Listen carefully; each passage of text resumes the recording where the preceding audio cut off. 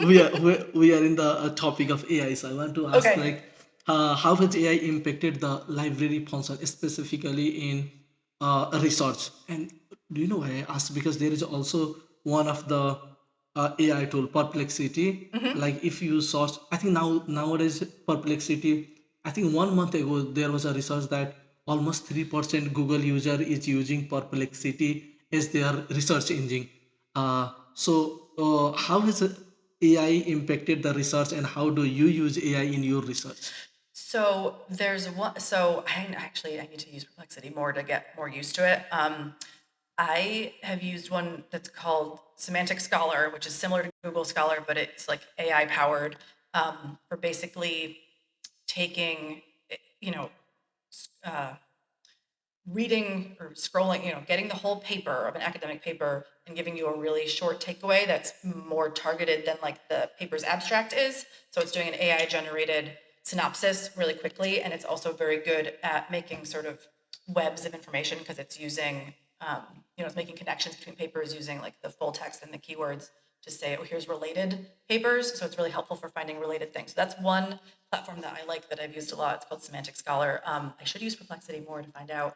It's definitely helped with research when it is using real articles. So that's get back to the hallucination thing, where when you ask some of these language models, give me 10 sources about whatever subject, it might be giving you citations that sound real, but they're not. Like it might be using real authors' names because it has all their papers in there, so it knows it doesn't know anything, but it like can find the authors' names and maybe the real names of journals because it sees that come up a lot. But it's like a fake article title, the wrong dates, that kind of thing. So that I do not use because I know it's going to give me some fake citations.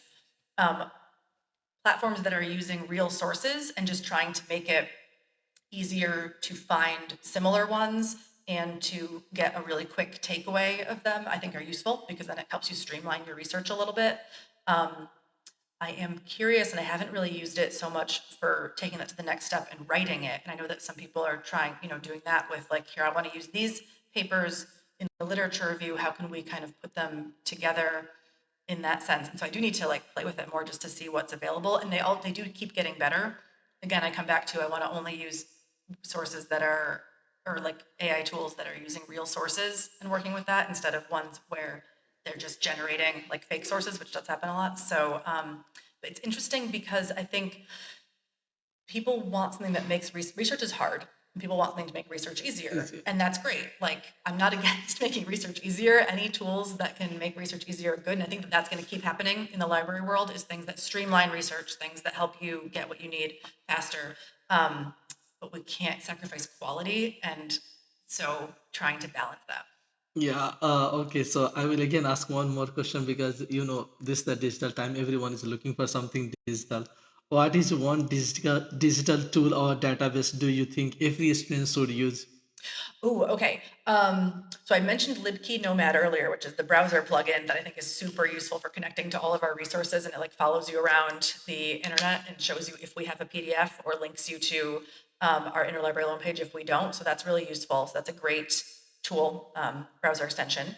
I also, let's see, we have a database that you might know about because I think I've seen you in business classes called Statista, Yeah.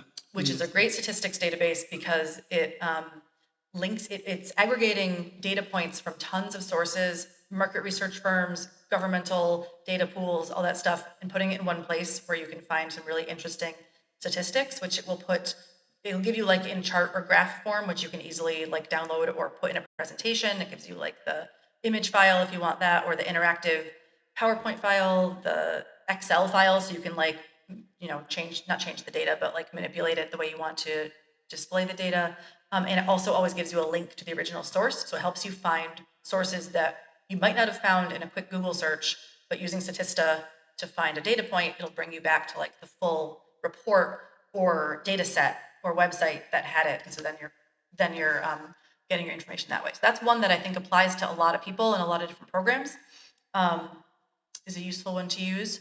We have lots of different resources that apply to different programs. And so I think it's also useful for students to look at our online research guides to see what specific databases are useful for them, because there's some that are very, only if you're a physical therapy major would this one be useful, or only if you're doing, I don't know, exercise science. I'm thinking of other programs on campus. Would it be useful? But Statista applies to everybody. I think it's useful for everything. Uh, Mackenzie, I also want to ask because I think last time, 2 days ago when I was working, Gretchen said that a new book just came. So I wanted to ask, like, how do you decide which book, journal, media, or to add to the library collection? That's a great question. So I had kind of alluded to this earlier when I was like, we have to balance it with our budget versus like how some things are different. There's some books cost $20, some books are $300. So trying to figure out what costs more. Some subject areas, all of their databases are really expensive, and some subject areas they're less. So again, being equitable. So we look at data, we look at usage statistics, we look at what's up and coming. We look at who are like the big names in the field. We look at what programs are happening at Springfield College that need support. We also think, okay, which programs will use more journal articles? So we subscribe to journals. Which use more books? Somebody might buy more books. Which ones like their books as print books, and which ones want ebooks? Sometimes they want both. Um, for the books that were coming in recently that Gretchen might have been talking about, we bought a bunch of new books that are fun books, because sometimes people just want to do some reading a new novel that came out or something entertaining. So we look at like bestseller lists. We try to see what are popular.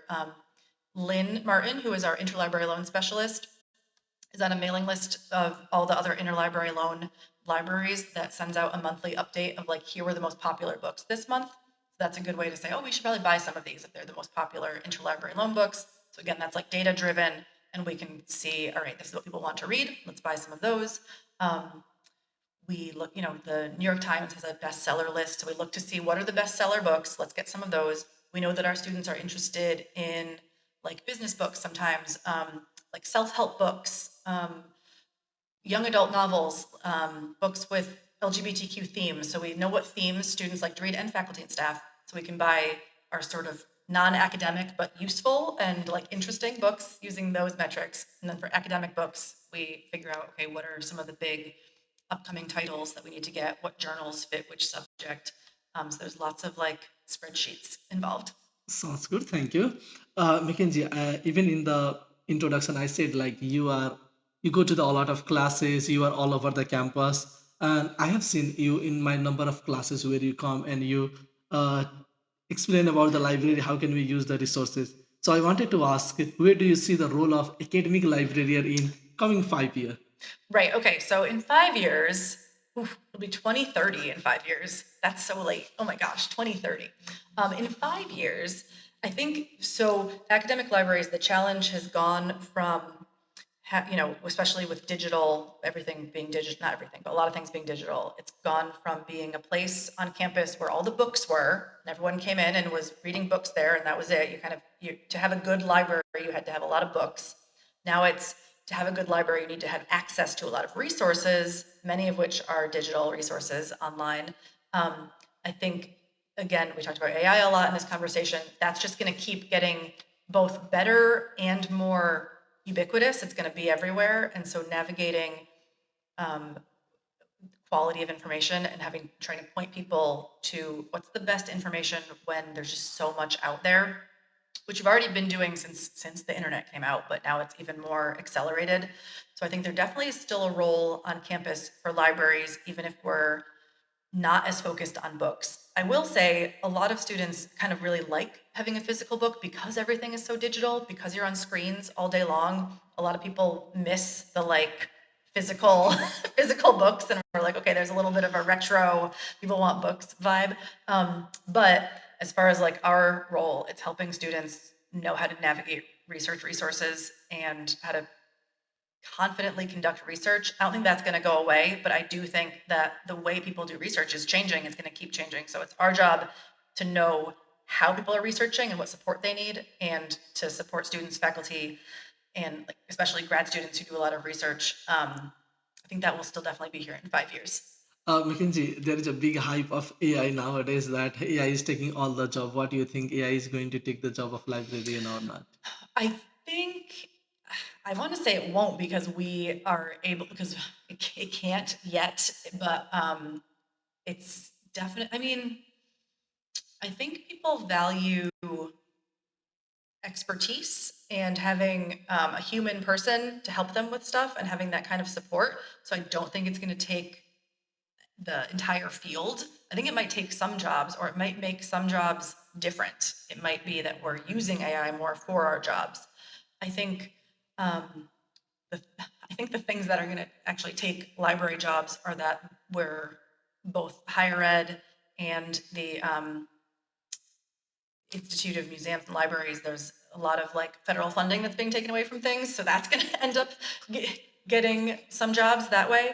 And the job market is changing and the funding is going away. So that's a problem. But AI is something we're going to have to work with. And people said that, I mean, 20, 25 years ago, people were saying, oh, well, Google's going to take away your jobs. We're not going to need librarians because we have Google. And what we found was, A, not everything is on Google, and B, it's really hard to know what's good and what's, what's high quality, what's not good quality, where the best research is. There's still a lot of stuff that you need to pay for. The internet gives us the idea that everything is free, but journals and books and things still cost money. It's just going through the library. So getting that kind of like selection and getting the best things for people. So the internet absolutely changed our job. It used to be much more about picking the best books for your library, getting them to people and giving them access that way to like physical objects. And now it's helping them be discerning navigators of this overwhelming amount of information online. And so Google didn't take away our jobs, but it changed them. AI, I don't think is going to take them away, but it is going to change them. Like we Oh, have to be ready. okay, cool.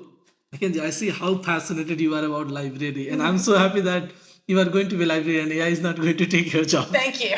Well, we'll see. Uh, let's talk a little more about the Mackenzie outside of being a passionate librarian. Okay. Outside of being a passionate librarian, what do you want to know? What do you want us to know about it? Okay, what do I want you to know? Yeah, I mean, I mentioned earlier that I live in this area with my husband, and my sister is in Rhode Island. My parents are in Connecticut, so I do see my family a lot in this area. I um, don't have any kids, and so I enjoy traveling because I have time to do that with no kids.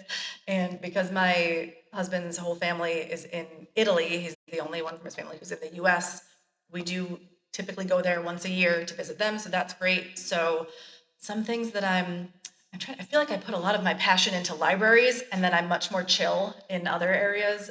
But I have some things I enjoy doing, particularly a lot of these things I didn't even start doing till I was well into my 30s. So it's never too late to learn new hobbies and habits and fun stuff, and to get into things. But I started skiing, which I'm not very good at, but I have liked learning. I started trying to learn Italian, which again, not very good at, but it's helpful to learn. It's good for your brain to learn another language. Oh, really? And yes, how many languages can you speak? Six. Six? What are they? Uh, my mother tongue is Bhojpuri, Mhm. Urdu, Arabic, Hindi, Nepali, English. Amazing. That's really good. Thanks. I can speak English and I can speak bad French, bad Italian, and I think that's the end of the list. I can understand Spanish. So, not enough. Your brain is in way better shape than me. Okay, I want to ask, like, if you need to say something like one line message, thank you for watching our podcast, or anything in French and Italian, how will you Oh say my God. that? Thank you for watching our podcast. Grazie per guardare il nostro podcast. That's thank you for watching our podcast in Italian. Could I do that in French? Yeah, I don't think they have a word in Italian for podcast. I think it's just podcast in an Italian accent. I'll have to check that. And then You can say merci per. Oh my gosh, I forgot French. See, so let's not even put that on the list. Let's just say I'm working on my Italian. The French is gone. I learned it in high school. Oh my gosh, I'll have to call my high school French teacher and say I'm sorry. It's all gone. Mackenzie, what are your interests and hobbies? Like, what is the things So that you do for fun? for fun, and this is such a dorky answer because I'm a librarian, but I do like reading. I borrow books from our library. I borrow books from the library, the Springfield Library, that's 5 minutes from campus. There's 2 libraries near my house that I like, so I'm always reading books. I had I lived in apartments for a really long time and didn't have any garden. And then when I moved out here, I moved into a bigger house that does have a big garden. And our previous the people who had the house before we moved there, who left us this very intense garden. They were retired and they just had all day to garden all the time. There's so many flowers that I'm just trying not to kill. So that's, I wouldn't necessarily say that gardening is my hobby, but like trying to keep my garden from dying is part of the hobby. Right now, there's a lot of really good flowers because it's springtime and it rained a lot, so they're all blooming. So that's very exciting. So that's a good hobby to have. I like baking. I'm always making like muffins and cookies and stuff. Nothing, I should make, one of our other librarians, Alicia, makes amazing cakes that look like professional, like bakery cakes. I can't do that. I just make real simple stuff that I like muffins and cookies. Um, let's see, I do CrossFit, which is like a workout program that involves a lot of weightlifting and stuff. So you probably can't picture it, but that's what I was doing this morning at 6 in the morning. No, no, I can see Was doing that. power cleans and a bunch of other a bunch of other stuff. So I do like that a lot. And again, these are all the I've baked forever and I've been reading forever, but you know the skiing, the CrossFit, the learning Italian, gardening, all of that I didn't start doing until I was in my 30s. So that's pretty fun to know that you can always learn new skills and start new things. Yeah, thank you for sharing that. Yeah, if like it's never too late to start anything. Yeah, That's so cool. just do Thank something you. fun. Yeah. Okay. I will just want to go in one topic. Like you said, you are a passionate reader. You read a lot. I Hmm. wanted to ask, like, share us. You might have read number of book. So share us one book where you were like out of your emotion. Like that book really picked up your emotion and you responded on that emotion. And Yes. what was that? So I will say that I am a a very emotional reader. So I have cried even at books that are like not even that sad, but I've gotten so into it and I'm crying. One book that stuck with me, I'm thinking about books that are important to me, and there's a book that I read first when I was really young and then have read it again multiple times, and I haven't read it in a few years, so I might go back and read it. It's a short book. It's called The Little Prince. It's in French, Le Petit Prince. See, there's some French. I speak a little bit. I read it in French class, and I read it in English. Um, and it's just this like very haunting story of a little prince on a planet, and there's a fox. I'm not going to spoil it for you. You should read it. It's pretty short, and it's very weird, and it's maybe it's a metaphor, but maybe it's not. It's like, but it's very touching. It's very like haunting, and I think about it a lot. And then this winter, one of our visiting scholars on campus, we have a really good visiting scholar program, and we had a scholar from China who I helped a little bit with a project. Before he left, he and his daughter was here too. He has a young daughter. They had made me a Lego Little Prince, and they were like, "We don't know if you know this story, but we made this for you." And I was like, oh, "That's my favorite. That's one of my favorite books. That's Oh my amazing. How God. did you know that?" And so I have it in my office. So on the fourth floor, if anyone wants to come visit me on the fourth floor of the Learning Commons, I have this Little Prince Lego sculpture on my desk, and I love it. So that's one of my favorite books. Oh, cool. So what is the one book that you will recommend to everyone? Ooh, well, I might say that one. Let's see. What book would I recommend to everyone? Now, see, everyone has different. This is such a. I'm gonna. Like what is You the just one? want one book, and I'm like, oh, well, everyone has different taste, and not everyone likes the same things. What books are useful to everyone? Um, Okay, let's make it a little bit different. yeah, What let's is see. what is the one book that means a lot to you? Well, okay, so besides The Little Prince, my favorite book is Anne of Green Gables, which is a Canadian book from over 100 years ago about a little orphan girl and her like adventures, and it's like very touching. She's like, um, she's got a lot of feelings.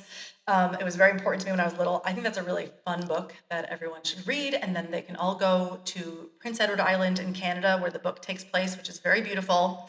And you can do like the house. It's a fictional book. It's not a real story, but it was based on sort of a real place. So the house is a museum now. So you can go to that. So everyone, take a vacation there. Read the book. It's not a long read. It's a children's book, but it's like kind of a you know a thick. It's a fat book, but it's fast because it's written for children. That's a great one. Anne of Green Yeah. Gables. Thank you for sharing, Mackenzie. It's so nice to talk with you. You have a lot of things to share, but we are almost at the end, and Yeah. I want to ask a couple of more questions before. Oh my gosh. And what is the one piece of inner advice you would like to give to the student using the library uh, that can make their work more efficient?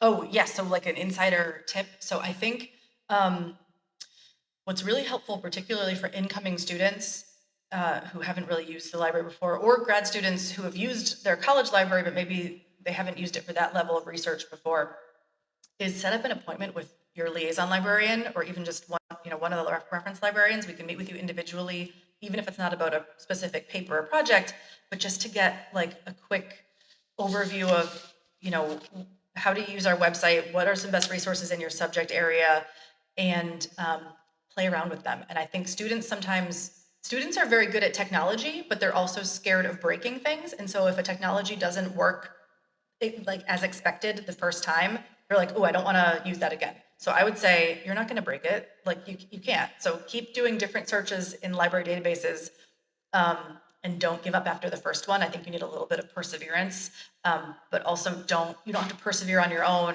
and like drive yourself crazy. You can talk to us, you can talk to a person, and we can make it easier for you. So use your resources and don't be scared to like keep trying if it doesn't work the first time. Thank you. Thank you so much for joining us today, Mackenzie. The conversation was incredibly insightful, basically, for me. I learned so much about the library, inner, outer, behind the scene, front the scene, and everything about the library. And I'm sure there are a lot of great takeaway for the people who love book, who love library, and basically for the student. So thank you for joining us today, and thank you to our all the listener for tuning us on the Let's Grow. Until the next time, keep learning, keep exploring, and keep growing. Thank you, Mackenzie. Thanks. Thank you so much for having me. Thank you.